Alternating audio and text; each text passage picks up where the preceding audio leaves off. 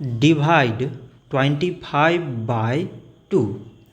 So here we divide 25 by 2 in a long division method. So 2 times 1 means 2. On subtracting we get 0. So now we put down this beside number 5 and we can remove this 0. So 2 times 2 means 4. On subtracting we get 1 and now we don't have the beside number and 1 is less than 2. So now we put here decimal, then we keep here 0. So 2 times 5 means 10. On subtracting we get 0.